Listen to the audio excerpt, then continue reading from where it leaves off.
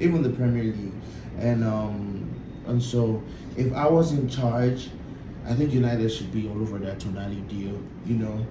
I watched him against Barcelona last season in the Champions League, and you could see his presence in that midfield.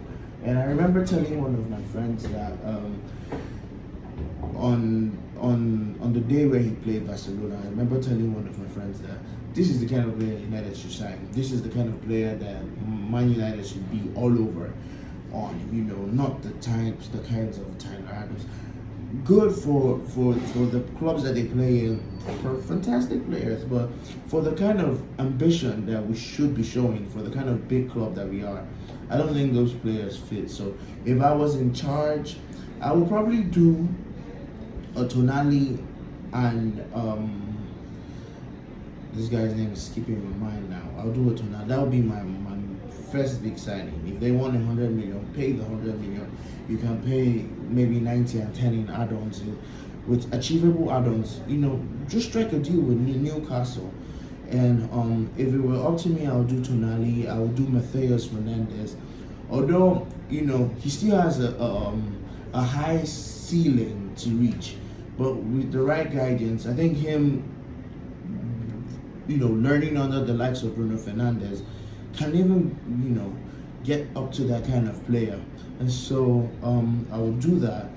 If it were up to me, I probably wouldn't sign Ederson, but it's a deal done, sealed, and we can't go back on that. So that would be my midfield three. But if this was like in imaginary land, I would also like if we can't go for Tonali, we can go for Tchouaméni. He's of the same profile, maybe not as technical as Tonali, but physically he can go band for band with him, and so that would be my substitute if either doesn't work.